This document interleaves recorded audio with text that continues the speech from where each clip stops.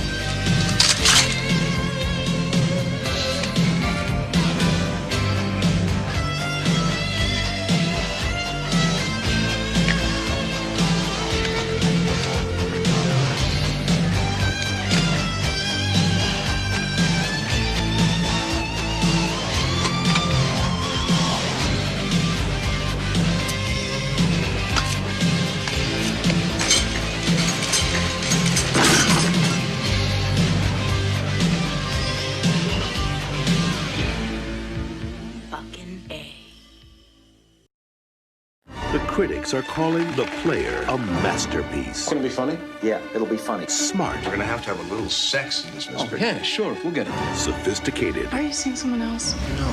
You took her to a party, Griffin, with several hundred of my best friends. Brilliant. It's Out of Africa meets Pretty Woman. A delectable high comedy. This is Pasadena. We do not arrest the wrong person. That's L.A. 4 stars. Yes. Robert Altman's The Player. Rated R. Now playing at a theater near you. Hey, this is Matt once again. What about another review? And this is another Patreon request, this time from my good friend Mike, OCP. If anyone wants to request any type of reviews, re-reviews, topics, reactions, what have you, you just send in requests. Again, it doesn't just have to be about movies. It could be pretty much anything. Either directly to my PayPal or join my Patreon. Both links are down below in the info box. Now, The Player... it's a film I had heard of because of how many familiar, famous people are in it. And I might have seen bits and pieces of this back in the day because I remember the ending of the film. Now, the gist of the movie is Tim Robbins, he plays a Hollywood studio executive. And he keeps hearing all these pitches for different pictures, for different movies. Like The Graduate Part 2, or a movie star playing a TV star. Like imagine like Goldie Hawn, like Goldie Goes to Africa.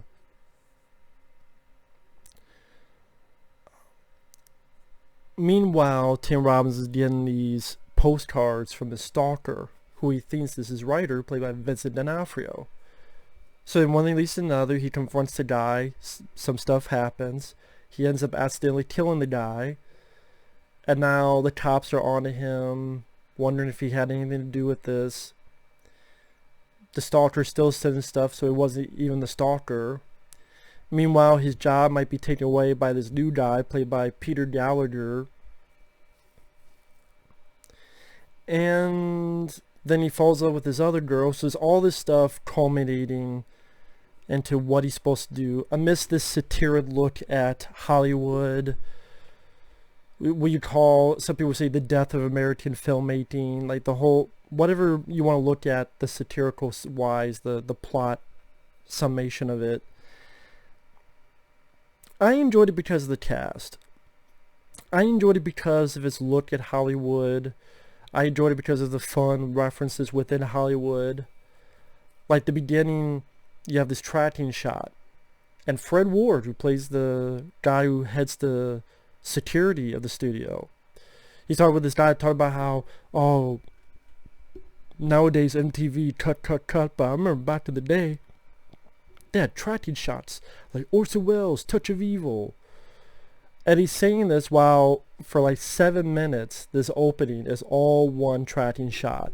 Push-ins, pull-outs, push-ins, pull-outs, all these different people, Fred Ward over here, Tim Robbins listening to different pitches, whether it be The Graduate Part 2.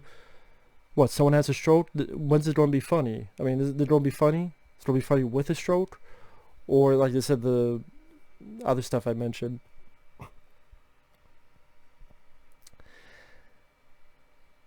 And it's cool to see how many familiar people there are because of what it's about. And because of the director. Because the director, I want to get it right, is, I believe, Robert Altman, who directed this. Who is a very established individual. So I'm guessing that's how he's able to get so many people involved with this. And I want to look up his filmography. Because I've heard of the guy, I just, to be honest, have not seen a lot of his movies, Robert Altman.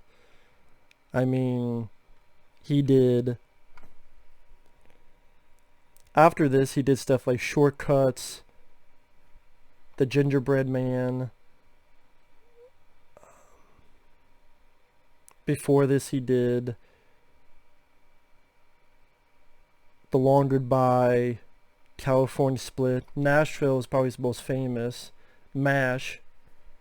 I'd say MASH is probably his most famous film. I forgot he did Popeye. I actually like Popeye with Robin Williams. I forgot he did that. I was just, what else I've seen. But he's very, everyone always talks nice things about him as a director. That's why he has so many people involved. I mean, just to name some of them. Brion James, great hair director. He's the head of the studio. Jeff Goldblum, he appears at a party. He's randomly asking, who's the bad guy in Ghostbusters? The villain? Like, he's asking some guy that. You have John Cusack and Angelica Houston talking with each other. You have Burt Reynolds, who sees Tim Robbins' character, is like, asshole. He calls him asshole. Malcolm McDowell, who shakes Tim Robbins' hand and goes, next time you want to badmouth me, tell it to my face. You got the movie within the movie at the end, which stars Bruce Willis, Julia Roberts, Susan Sarandon, Peter Falk. Steve James even makes an appearance. Steve James from American Ninja 1, 2, and 3. He makes an appearance as a guard. I'll get to that. But, that was fun. It's like a Where's Waldo of celebrities. Whoopi Goldberg is in it as a cop. I kind of wish she was in it more. Because there's good chunks of the movie where the whole police investigation, I won't say is dropped, but it's like brought up. But it takes a long time for it to be brought back up again.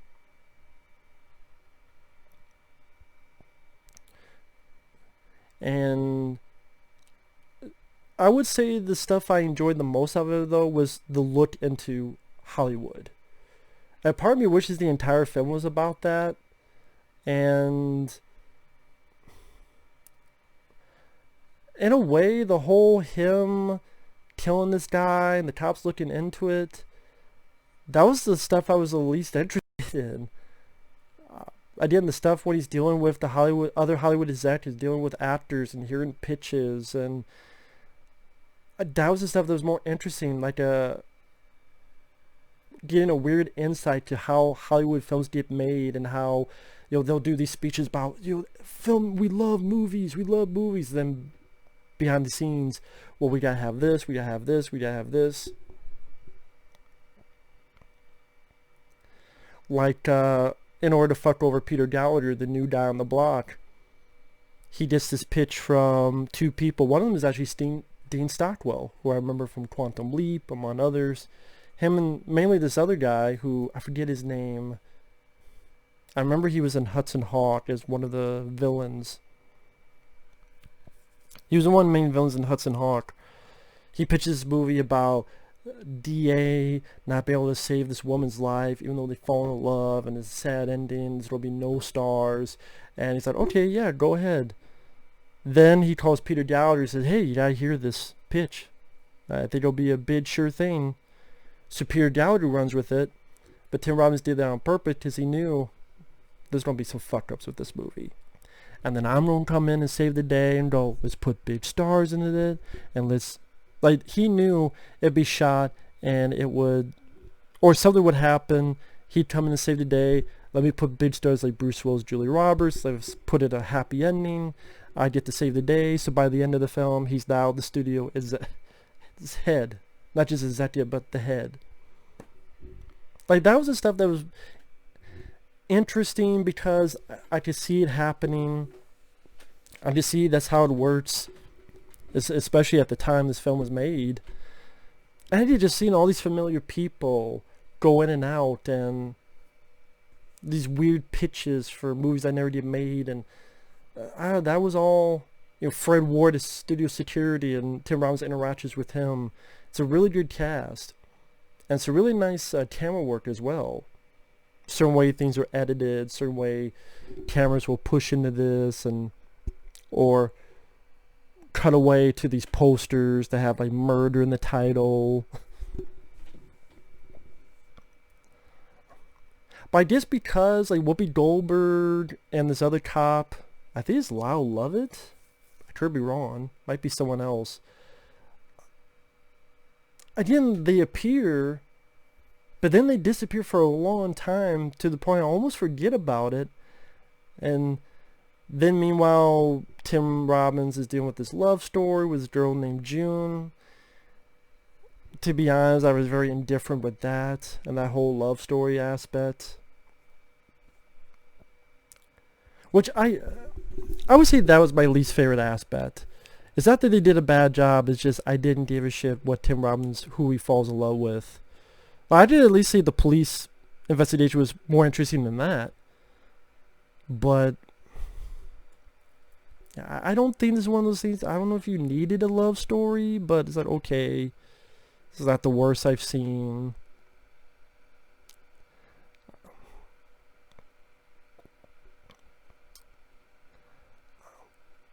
Whoopi Goldberg, it was nice to see her as a cop. It just, again, she's not in it a whole lot. Just pretty much pops back in order to put him in a lineup. Because she appears, I'm sure it's more than this, but I can only remember 3 times. When she first meets Tim Robbins, when brings her in, when she brings him in, and she's talking with her cops. Remember that movie you told me about? Which is Freaks, Todd Brownie's Freaks. One of us. Yeah, that movie. And then they start laughing, and someone's going, one of us, and this up-close shot of Tim Robbins looking like, what the hell's going on here? Which I'm wondering the same way. I'm wondering what the fuck is going on. Why are they laughing like that? Even I don't understand it, so I don't blame Tim Robbins for being confused. And then the third time I remember is when they asked her for the police lineup. I do like the bit where the witness says, I swear on my mother's grave it's that guy. And it's one of the cops in the lineup. And so Whoopi Goldberg looks at her and goes, let me ask you something. Oh, no, she says, can I be real with you? Where the fuck is your mother buried? Because it did. The witness said, I swear on my mother's grave. So she goes, can I be honest? You know, can I be real with you? Where the fuck is your mother buried? That's why I wish Whoopi Goldberg was in it more. Because maybe we could get some more fun, entertaining lines of dialogue like that. But I'd rather hear and say more of the murder investigation and Whoopi Goldberg trying to get this guy and less of the love story. And even with those two, like I said before, the most interesting aspects is the whole pitches and the Hollywood meetings and that being in that world. And the more I think about it, I think if you did perhaps not have the love story and you're able to put more of the police investigation of Whoopi Goldberg's point of view, maybe that's what it made me, that would have eventually made me be more interested in the police investigation itself. But because it seemed like it barely popped up just whenever it felt like it, and then like a chunk of the film is just this love story aspect that I don't give a shit about, part of me is like, well, okay, you're losing the most important thing I like, the Hollywood aspect, the meetings, the pitches, the upheavals, this guy trying to bypass this guy. Oh, you don't fire me? You want this new guy? And you want to go with this movie that's probably going to suck? And then bypassing the police investigation, that if more time was delved into that, maybe I will get a rise in interest out of. Instead, like this girl named June who knew Vincent D'Onofrio's character, and then there's this other girl that liked Tim Robbins. He throws her away. But I guess the whole culmination of that is to the ending where, one, Tim Robbins does get away with it because the lady picked the wrong person in the lineup, so he gets away with murder. Two, he's able to come in and save the movie, thus becoming a studio boss. And that was interesting to see the movie within the movie. Like, Bruce Willis shoots out glass to save Julia Roberts from the gas chamber, and there's Peter Falk and Susan Sarandon. Steve James from American Ninja 1, 2, and 3, he's a guard at the prison. I mean, it was cool to see Steve James. And then the former type of girlfriend, he rebuffs her when she gets fired, because now he's with his new girl, June. And he even gets a call from the stalker saying, hey, I'm with this guy, Peter Gallagher, and I'm pitching a story about a guy who, some Hollywood guy that killed a writer, and he gets away with it. Wait, he gets away with it?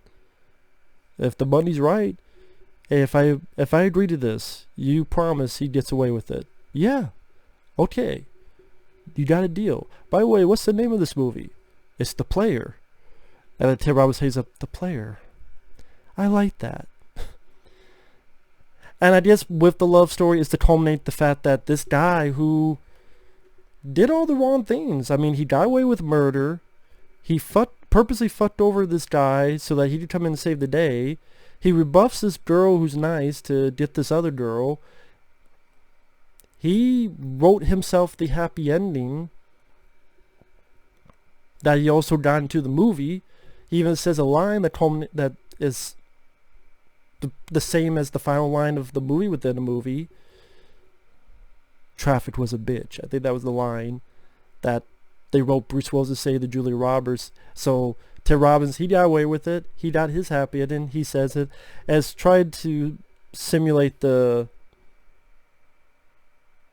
it be the death of American movie making or how the crooked could get away with stuff in Hollywood, or however you want to put into it.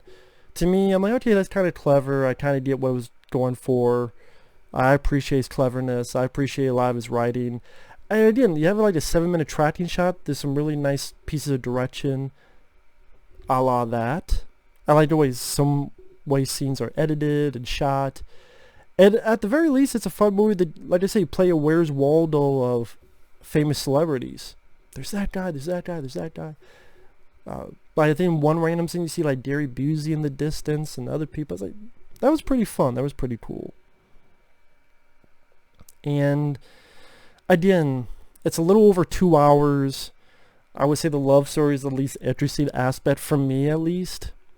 And the police investigation, I would not have minded more of that in place of the love story.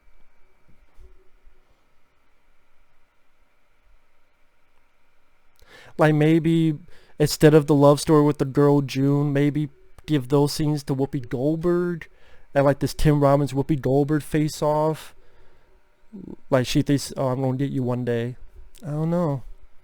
Sometimes, one of our jobs here is to write happy endings. If they can't do it, we just gotta do it ourselves. Like maybe something of that nature, not exactly that. I liked the film. If it went in that Tim Robbins versus Whoopi direction, I think I would like it even more. But yeah, I like Tim Robbins as an actor. I mean, one of my favorite films is Jacob's Ladder. I also love The Shawshank Redemption. I think Tim Robbins is a talented actor. It was cool to see Fred Ward in there from Tremors, and Remo Williams. I'm a big fan of his. So, enjoyable cast. Has a fun, at times dark sense of humor. It's a nice sort of fly on the wall of Hollywood filmmaking. And like I said, the plentiful cameos was entertaining to see, oh, who's going to pop up next. So, it's a fun movie, The Player. So with that said, thanks for watching. We'll see you guys later. Bye bye.